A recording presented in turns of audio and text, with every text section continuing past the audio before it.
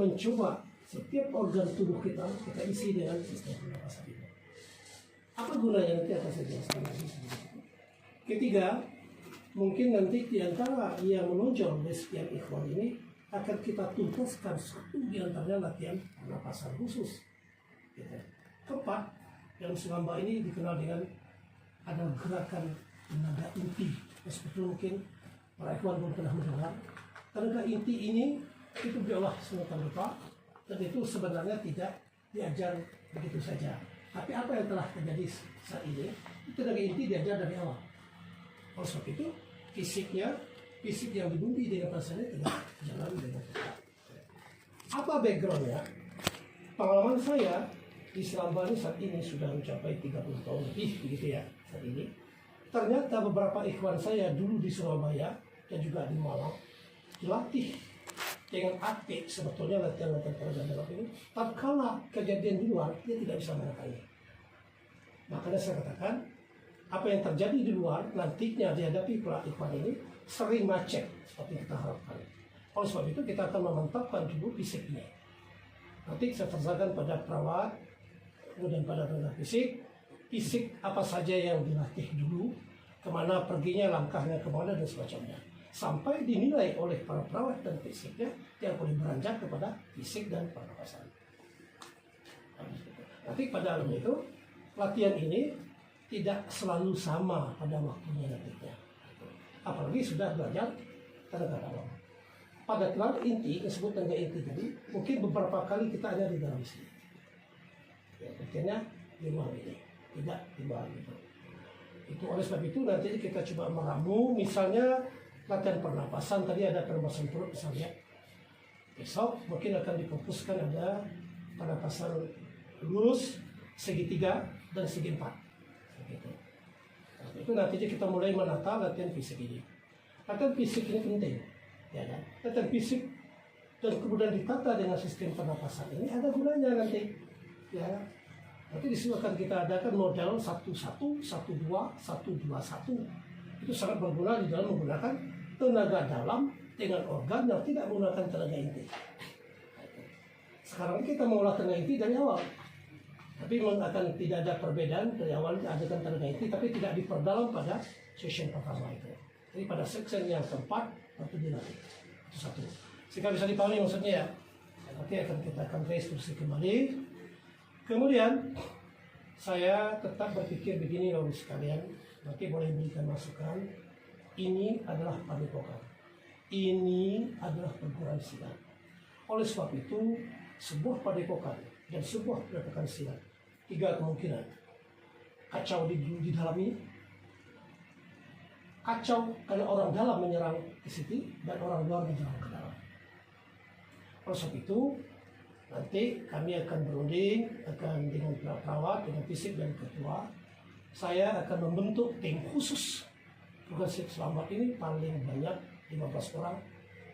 Itu istilah saya selama ini di bulan silat itu adalah menjemput teman walaupun 3 hari berjalan. Itu gunanya. Menjemput teman yang ada sesuatu di luar, berjalan kaki 3 hari harus dijemput di luar. Jadi 15 ini kita bentuk nantinya. Nanti kita akan lihat perkembangan ke depan setelah ada rangkaian latihan-latihan ini.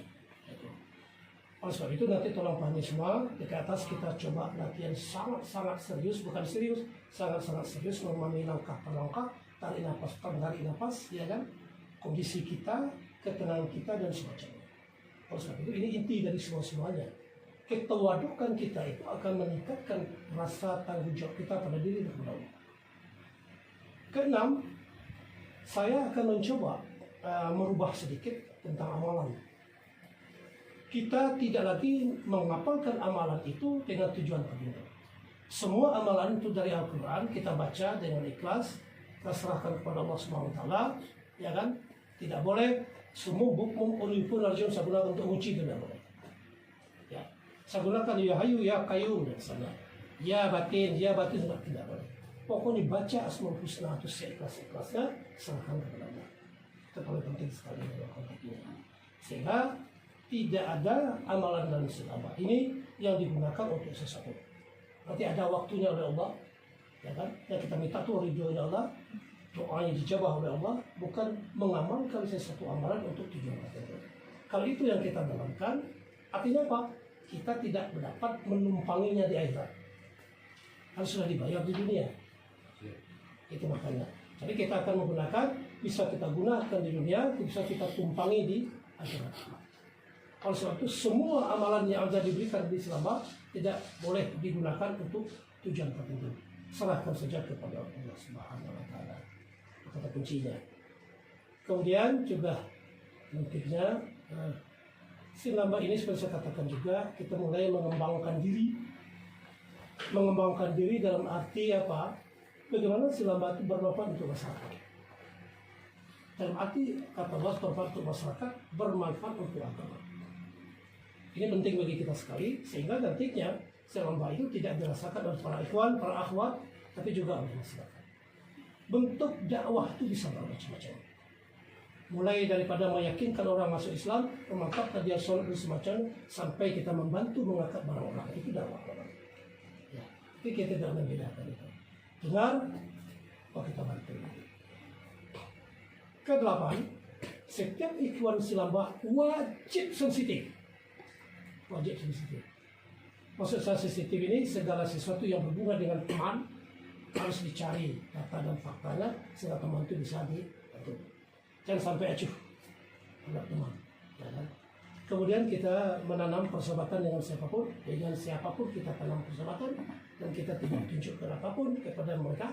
Tapi ini adalah persahabatan kita, apalagi sesama muslim. Ingat janji Allah. Setiap muslim itu adalah bersaudara. Oleh sebab itu apabila kita ingin mencelaka muslim yang lain, maka Allah akan marah kepada kita. Maka tidak ada sama sekali tujuan kita untuk tujuan apapun terhadap sesama muslim, kecuali di luar muslim. Itu maksud kita. Jadi kita menata pemikiran dulu nih, menurut saya dalam konteks tadi. Oleh sebab itu nanti saya bersama perawat dan ketua fisik itu mencoba meramu hal-hal semacam itu. Kemudian semua ikhwan nanti saya minta kepada perawat untuk mengikhlaskan kembali berjuang di dalam selama. Mengikhlaskan kembali untuk berjuang di selama ini.